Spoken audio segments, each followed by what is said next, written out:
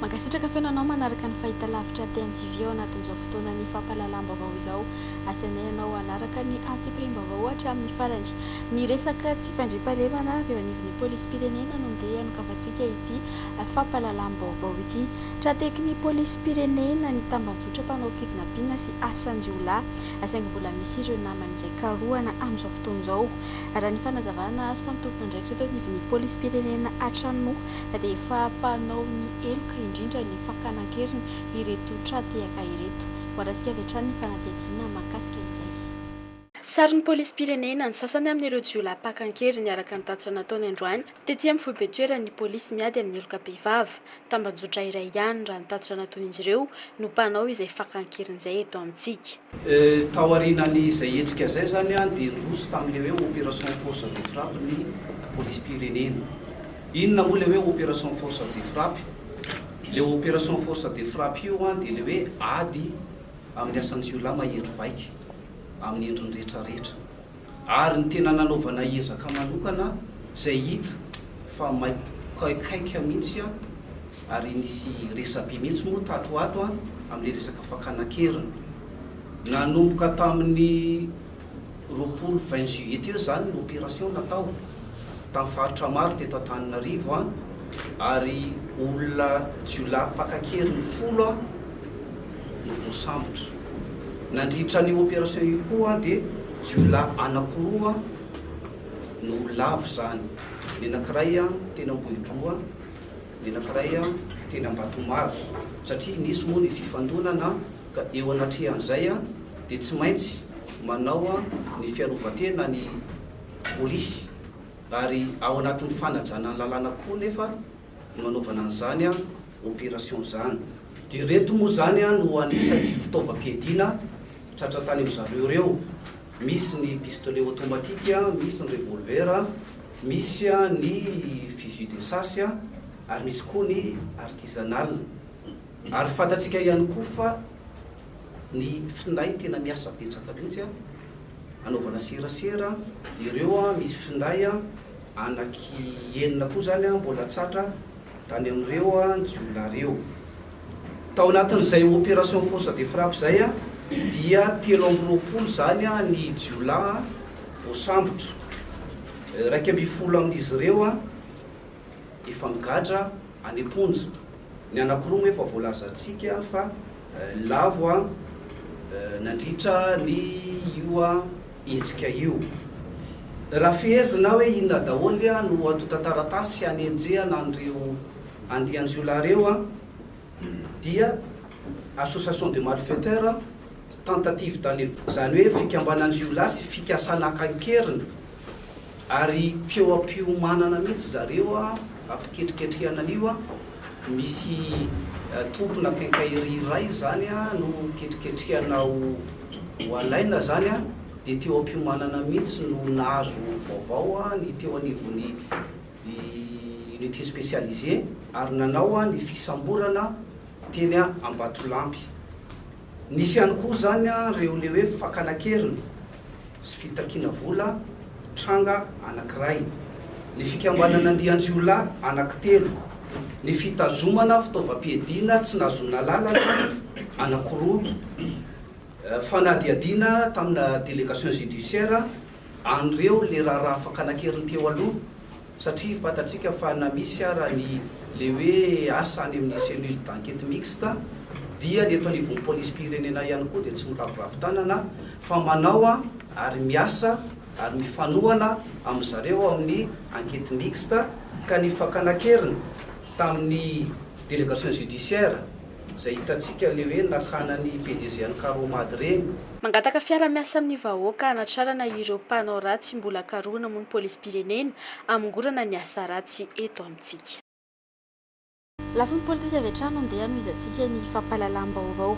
Nametra-pialana tsy ho filohany antoko HVM intsony Andriamatoa Rivo Rakotovao ny tsy maintsy andimbiasa ny toeran'ny filoha-pirenena orin'ny fametra-pialana moa nambarany fa anton'izany fa mbola ny filoha-pirenena amin'izao fotoana Rajaonary Mampianina kosa no antolotry n'ity antokony fitondrana HVM ity ho filoha-pirenena amin'ny fifidianana ho avy. Perandrena tenana no hitondra fanadihadiana mahakasika izay. miroso amin'ny fanohizana ny fametrahana ny paikady politika ny SVM hita taratra amin'ny fiteny sy ny fihetsika fa efa ao anatin'ny fiomanana amin'ny fiatrenan'ny fifidianana amin'izao fotoana izao.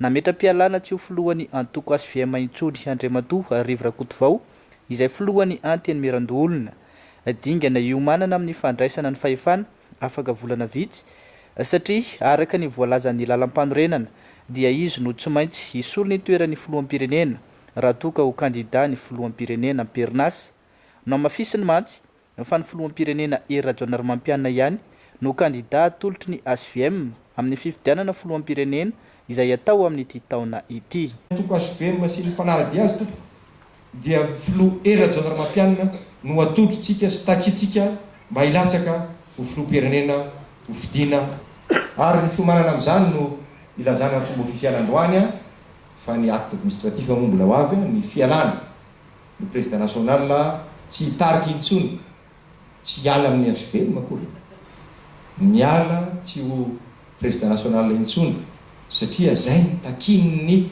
vaninandro ankehitriny zany foana nanotanin'ny ireo olona mivezivezy eto amintsika na ny avany ivelany ny ato anatiny hoe dia ahoana kosa moa zany ianao sady président national ny ana no intérim ny filoham-pirenena zany dia ahoana moa na ro SVM nreto dio zay ho avy ny fotoana zay olona mpanara-dalàna ka tonga amin'ny fotoana toko lasy toko vavy anamafisatsika an'izany ao anatin'ny fotoana ary anatin'ny sainana mandresy fa tsy maharesy atsika ireo tsy hoe tsy maharesy atsika ireo dia mety misy miteny ndray dia angalatra be zany sisy ny entraînement ataontsika nefa tsara. Namorony mpitarika ny SVM rehetra manerana nosy tetsy anosy ny antoko politika SVM tamin'ity anio ity tamin'izany no nanambarana Andriamatoa Rivrakotovao ny tsy mahafilohan'ny antoko azy intsony manomboka izao. Fa tsy maintsy ny fifidianana ihany no ahafahana miroso amin'ny fifanombiasa fahefana ara-pomba demokratika tsy maintsy ajaina ihany koa ny voalazan'ny lalam-pandrenana na dia maro aza tsy mankasitraka fa natanterahana ny fifidianana fa dia niroso ao anatin'ny fandrenana ifotony no mamay ireo mpanao politika sasany raha ny fanehoan-kevitra nentin'ny loholona Olivier Rakotovaza moa zany mbola erandry na teny anatrano. Mandeha moa zany dia eo ny manomana fifidianana manao campagne zany eo ihany koa ny laza fa tokony ahemitra ny fifidianana fomba fijery daholo zany mba ny hevitra hoe mikasika ny fifidianana dia tsotra tsy misy fomba ahafahana mandray fatsakana afa-tsy hoe lala ny fifidianana ihany ka zava-dehibe zany fiatrena fifidianana amin'ny hoe ny fametrana hoe tokony isy lalam-panorenana sisy izay dia efa nametraka zay sosokevitra zay tamin'ny jona 17 amin'ny tokony anitsina lalam-panorenana fa ny olona moa zany tsy narisika tamin'izay zavatra izay amin'ny fotoana zao lasa masaka be mihitsy ny resaka hoe tsy maintsy misy fanamboarana lalam-panorenana iverinay fa tsy diso ny fomba fijerinay zany tamin'izany heritaona lasy zay fa naizana zany tsy maintsy ajaina ny voalaza ny lalam-panorenana dia tsy nekena satria tsy nekenay fa io no lalam-panorenana misy amin'izao dia ajaina arak'izay zany io lalam-panorenana io azy. Ao anatin'izay resaka politika izay hatrany moa fa eo amin'ny fanehoan-kevitra zareo mpanao fanatanjahantena kosa indray dia satria lasa midy amin'ny karana avokoa ny ankamaroan'ireo kianja filalaovam-baolina eto Antananarivo tato anatin'izao fitondrana izao raha ny fanazavany ireo mpanao fanatanjahantena sy mpanazatra eo anivon'ny Grand Tana izay nanao fanambarana tamin'ity andro ity arak'izany dia manohana ny kandida efa hitan'izy ireo fa nijery akaiky ny mpitia fanatanjahantena sy nanangana fotodrafitrasa ireo mpanao fanatanjahantena ireo fanadihadiana. Kianja filalaovana miisa 5 hatramin'ny taona 2024 no lasa mivahiny raha nambara ny mpitondra teny ny mpanao fanatanjahantena ao anatin'ny Grand Tana raha tsy laza fa tsy ny kianja Nanosato sy ny kianja ny Soavy Masoandro. Saika tsy nijeren'ny mpitondra fanjakana ihany koa ny tontolon'ny fanatanjahantena indrindra ny mpilalao raha ny nambara n'ity fikambanana ity hatrany. Vokany ny apotika ny sehatry ny fanatanjahantena teto Madagasikara ka antony angatahan'izy ireo irotsahan'ny olona iverin'izy ireo na vita nanangana fotodrafitrasa sy nijery ny mpitia fanatanjahantena ho kandida filoham-pirenena amin'ny fifidianana ho avy eo. Ho Antananarivo sy manodidina ny resahako dimy no kianja efa lasa raha tsy tentsika ny kianja nanoso zato ny kianja ery soavy masoandro maromaro le izy fa samy mahititsika fa miena ny sehatra ilalovan'ny mpanao fanatanjahantena ny olana ho an'ny mpanao fanatanjahantena aloha dia hitatsika tao anatin'ny 10 taona zay raha tsy teny a fa lasa miafo ny mpanao fanatanjahantena malagasy ny antony tsy misy ny mpanao fanatanjahantena raha tsisy ny toerana fanaovana fanatanjahantena ny toerana fanaovana fanatanjahantena rehetra zao raha hiteny fotsiny tsika eto Antananarivo sy ny manodidina dia mena-pitoerana toy ny fianantitra isika milaza foana fa hoe iady amin'ny zava-mahadomelona dia iady amin'ny ratsy dia anampy ny fanao fanatanjahantena fa rehefa tsy misy manome kianja ny mpanao fanatanjahantena dia tsy misy zany ny fitondrana izay tsy manampy ny mpanao fanatanjahantena manome kianja manome foto-drafitrasa manome fanampiana aminay midika ho fampirisihana ny tanora ho simba any amin'ny zava-mahadomelona zay ny mahatonga anay tsy miteny tsony hoe hiady amin'ny zava-mahadomelona ny ady amin'ny herisetra fa omeo sehatra ampisehoanay ny fanatanjahantena erovanay firenena dia miakatra ny leta amin'ny fanatanjahantena malagasy tao anatin'ny efa taona dia fédération-na 12 amin'ny taranjam-panatanjahantena ny miady an-trano fédération-na 12 midika izany fa mitotongana amin'ny fanatanjahantena matoa mihena-pitoerana sy miady am-pitoerana ny rehetra izay no mahatonga anay hoe efa tsapa zany fa efa ndoalika ny ranombary efa mipotika ity fanatanjahantena ity ka raha vao tsy mijoro ny mpilalao ny mpisehatra rehetra ny mpakafy ny mpitarika rehetra dia ho simba tanteraka ary mitovy amin'ny fiainan'ny malagasy isaky ny mihetsika dia hiady an-trano ny mpanao fanatanjahantena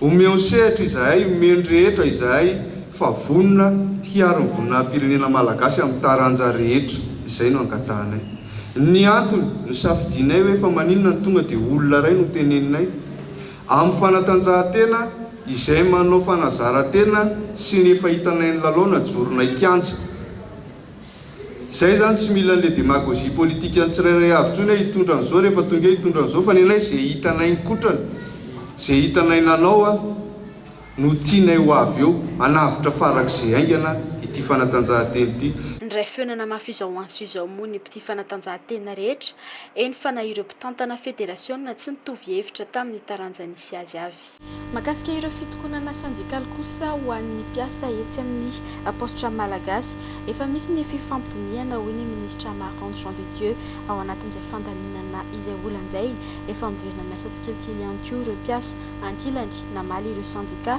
fa mila atao sinoa ny fifanarahana tabaka ka raha toka mivadika amin'izany ny ministra Jean de Dieu dia ivena avy hatrany ny fitokonana efa miroso ny fifampidiniana eo amin'ny ministra sy ny syndicat ny mpiasa efa miravina ny olana ary iverina hiasa avokoa ireo mpiasa ny ministeran'ny poste sy ny fifandraisan-davitra amin'ny herinandro ho avy izao araka ny nambaran'ny ministra ho takalony izany fitokonana izany dia notendrena DRS na talian'ny fitantanana ny mpiasa ny mpitaritolona araka ny fanazavany hatrany efa milamina tanteraka ny aminay zao efa ataony fandaminana zany ao anatiny fampiresaka amin'ny syndicat za mieritreritra fa tsisy olona misy miverina miasa amin'ny herinandro ambony zao tena izy rehetra mihitsy ny vao nome omaly ray amin'le filohan'ny liste nome DRH satria hoe zay natahorany mpiasa hoe isy fandroany dia zay raha izany hoa izy garantie omeko anareo ny filohanareo mihitsy anisan'ny filohanareo dia ataoko DRH nilaza ny mpiasa ankilany fa tsy mbola miravina ny olana fifampidiniana no mbola misy amin'izao fotoana izao ny fanarahana tamin'izany fa tsy tokony isy fanendrena aloha raha tsy vita soni ny fifanarahana tapaka ao anatin'izany fifampidiniana izany nambarany syndicat nefa fa fivadiana tamin'ny fifanarahana sady no misy amin'ny fanendrena ny DRS izay nambaran'izy ireo fa tsy pitarika ny syndicat ary mampiteraka fampiadiana ny mpiasa ihany koa nangatahana taminy zany lay hoe tsy manao nomination mandritry ny fampiresahana dia ho anay tambin'izay mijanona aloha ny fitsofana sifflet sy ny fandefasana zava-maneno fa tsy midika zay akory hoe mijanona ny grevy fa ho anay mbola tsy misy miasa aloha hatreto ary miandry zay ny avitahan'ny soni ara-dalàna fifanarahana zay vao mizotra mankany amin'ny zavatra rehetra. De raha ohatra ka mamaly an'izay fitakiana ataon'ny mpiasa zay nga ministra dia heverina fa mizotra any amin'izay. Fa raha ohatra kosa ka mifanohitra amin'izay dia toy hatrano ny fitokoana. De zay zavatra zay nefa nanaitra ny mpiasa rehetrarehetra hoe raha izao no mitoy dia aleo ihany mitoy any amin'le hoe miala maharanty satria fantatra fa manomboka indray le fivadiam-pitokisana. Lasa mampiady anay zahay samyzahay raha ohatra ka ohatran'izay no hitondrana ny famahana ny olana. Fa noho ny matoerana sady-dalana ireo valan-javaboary dia tsy loza ny asan-dalo ireo mpiasa any an-toerana. Mpiasa teo anivon'ny MNP iray araka izany no tafiany dalo maly tany Bemara raha izotra ody. Vola sy fitaovana vitsivitsy moa no voaroba manoloanjany. Nambarany tompon'andraikitra teo amin'izany nefa fa isy ny fepetra ho raisina manoloana ny toetra raha tahaka izao. Misy sedra olana maro samihafa ireo mpiara-miasa ao amin'ny MNP na ny Madagascar National Parks, indrindra fa manoloana ny asan-dahalo izay mitranga matetika eto amintsika. Mpiasa iray eo anivon'ny MNP araka izany no voatafiky ny dahalo maly raha hody avy ny asa. Ny vola sy fitaovana vitsivitsy teny aminy moa no voaroba ary voatevotra ity farany. Efa noentina tena amin'ny hôpitaly ben'ny Morondava moa izy ary efa nahazo fitsaboana ka avotra fisaoma tsara ny aina ankehitriny. Efa misy ireo fepetra noraisiny teo anivon'ny MNP manoloana izany ary manao antsoavy izy ireo amin'ny fiara-miasa eo aminy sy ny mponina eny amin'ny manodidina ny valan-javaboary ireo ho fiara-mifisana trano ny fiara-miasa mba hitandrovana ny ain'ny mpiasa sy ireo mpisahantany. Isika moa efa mahafantatra ny zava-misy tatoato eto anivon'ny firenena amin'izany hoe zany hoe misy ny tsy fandriam-pahalema na noho ny afitsika ny dahalo. Tsy loazan'izany ny valan-javaboary satria fantatsika ihany fa aly izy ireny dia somary lavidavitra matetika sary-dalana. Raha ny mitranga omaly zao dia raha tsika mahafantatra angambany aloha fa hoe any Bemara dia ny lalana sarotra be dia eo anivon'izany dia manjaka ihany koa zany zay tsy fandriam-pahalemana zay. Ny omaly dia nisy andian-jolahy zany zay nanafika ary nitifitra tsy akiamby ahamba ny mpiasan'ny Madagascar National Parks ka voatifitra sy naratra mafy tamin'izany moa ny kesier zany ny tena nivon'ny valan-javaboary io ary voaroba moa zany zay vola maty tamin'ny andro iny sy fitaovana vitsivitsy. Zava-dehibe dia miain'olombelona ka natao zay hanavotana azy dia rehefa tamin'ny Morondava izy moa ary soronan'Andriamanitra fa dia avotra soma tsara ny ainy efa mahiratra tsara izy amin'izao ary efa mahazo fitsaboana zay sahaza azy any amin'ny hôpitaly Morondava. Alina ihany izy dia efa narefa tany. Fa nisy tamin'ireo mpiasa sy mpiraimbinantoka tamin'ny MNP na ny Madagascar National Park no namony endry noho ny fanafian-dala araka ny voalaza teo ihany koa ny miady mafy amin'ny doro-tanety sy ny sisa. Medaly sy mari-boninahitra misy 470 sy 300 araka izany no nozarain'ny MNP tamin'ireo mpiara-miasa aminy ho mariky ny fankasitrahana azy ireo. Fanamiana. Mari-boninahitra sy medaly miisa 470 sy 300 nozaraina ho an'ireo mpiara-miasa sy mpiasa eo anivon'ny MNP. 720 no notolarana ny medaly Chevalier de l'Ordre National ho mariky ny 20 taona ny asany ary nisy ihany koa ireo izay notolorana medaly volafotsy ho mampipankasitrahana azy ireo noho ny zava-bitany. Araka izany 720 ireo izay notolorana mari-boninahitra sy medaly androany Tetsy Soavin'ny Merina. Sarotra sy tsy mora ny asa fiarovana ny valan-javomboary noho ny fisian'ny asan-dahalo maro isan-karazany.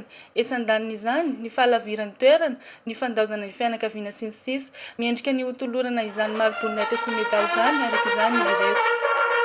Amin'ny anarany Andriamatoa Hery Rajaomampianina, filohan'ny Repoblikan'i Madagasikara sady filoha ambony mari-boninahitrim-pirenena, izahay Randy Ateverson Guillaume Venance, ministre ny tontolo iainana, ny haivoary ary ny ala.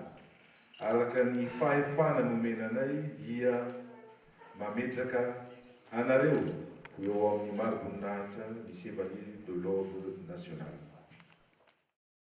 Fa itoditsy indray amin'ny vaovao mahakasika ny tontolon'ny fampianarana isika. Nilaza ny tsy verina mpianatra ihany koa ireo mpampianatra mivondrona ao anatin'ny Sanjika Saint-Pama izay tarindra Andriamatoa Rarivoatra Claude tamin'ity androany ity. Rehefa nifandinika tao amin'ireo mpiara-miasa izany hoe ireo mpampianatra manerana nosy mpihambana ao anatin'ny sandika moa izy ireo. Ankoatrany izay dia mangataka ihany koa ny isin'ny fivoahan'ny tampikarama vitsivitsy izay averin'izy ireo fa tokony ho vitany izao fitondrana izao izy ireo fanadety. Nilazany tsy mbola hiverina ny mpianatra ireo mpampianatra avy amin'ny faritra 12 eto Aminosy mivondrona ao anatin'ny Saint-Pama androany. Maro ny fanovana tokony ho atao eo amin'ny sehatry ny fampianarana eto amintsika araka ny sosokevitra nomen'izy ireo tao anatin'ny kongresy natao tao anatin'ny 3 andro. Iarana mahina fanadritra ny 3 andro dia nisy fetionandoa ataon'ny confédération syndicale ny Saint-Pama.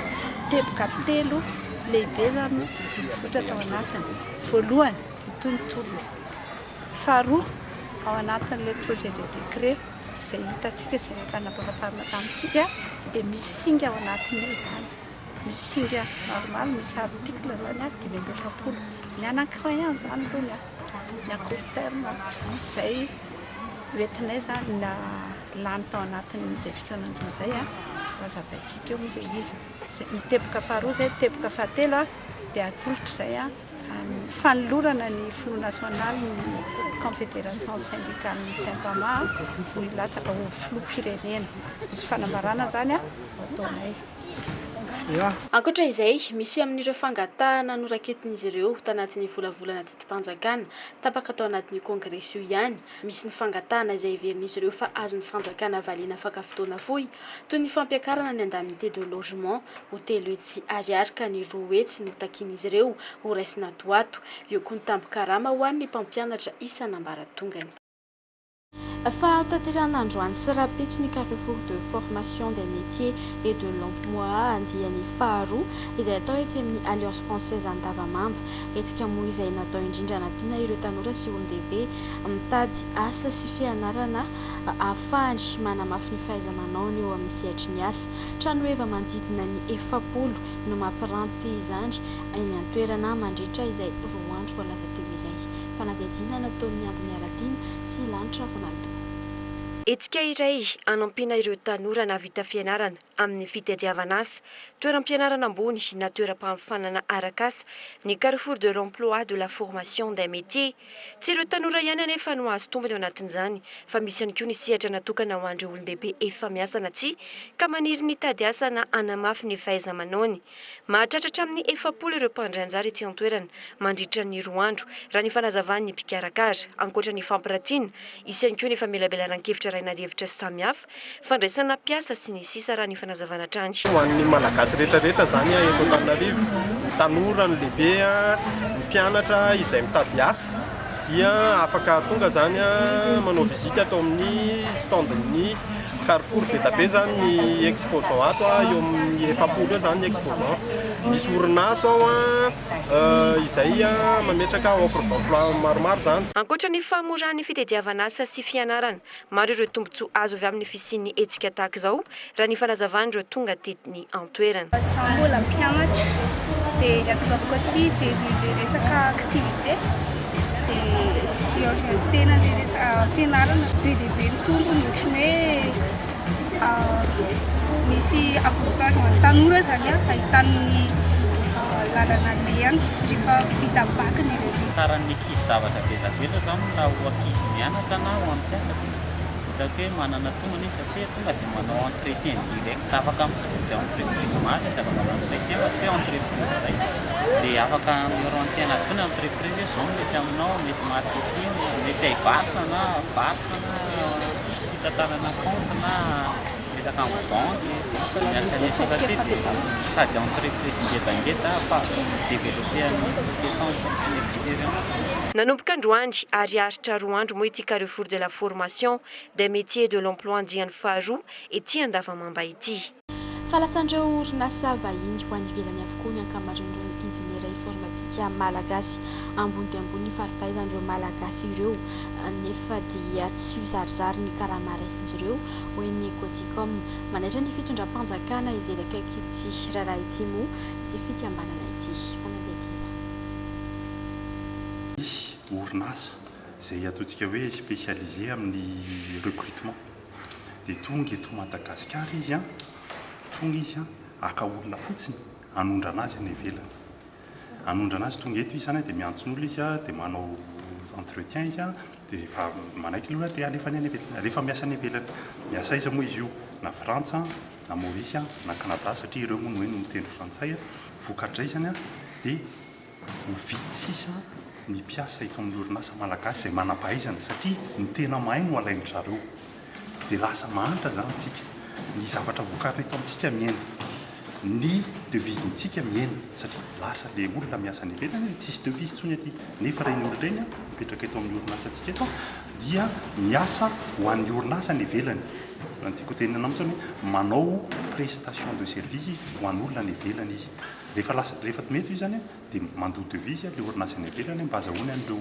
mpiasa reo miasa ataony zany fa amin'izao fotoana zany alainy le mpiasa dia asiany miasa ny ivelany zany hoe tsisy devise tsony mitotra amintsika zany hoe miemahantra ny firenentsika na eo amin'ny lafiny ara-toetsaina na eo amin'ny lafiny ara-toekarena donc tsy d'accord amin'izany mihitsy zahay satria mampahantra ny firenena izany fa natao veloma farany ny vatamangatsiaka ny olona Zorakoto Endro izay filohan'ny voamera sosialy sy ny fifandraisana eo anivon'ny antemirandolona moa nentina nandalo tetsy amin'ny antemirandolona tetsy Anosikely izany fimangatsiaka izany alohany nanomezam-boninahitra an'Andriamanitra tetsy amin'ny FJKM Amparibe famonjena sy nametrahana azy tany amin'ny fasandrazany tany Ilaforova.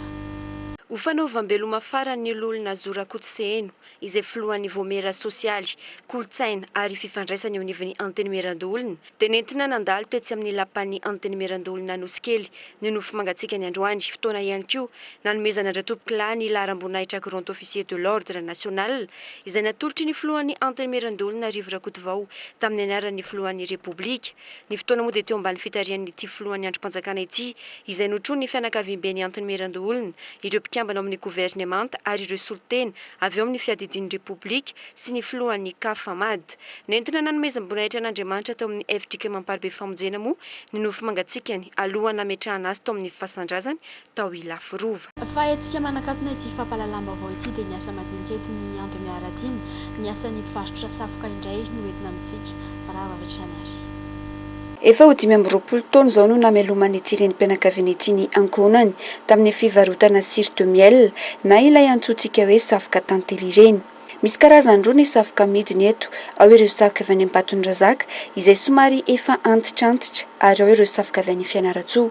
2 alina ariary kosa no amarotan'ny iray, raha toka 2 arivo sy 1 alina ny kilao ary ariary zato ny singany. Isan-kerinandro kosa no fangalany ireto entana amidiny ireto.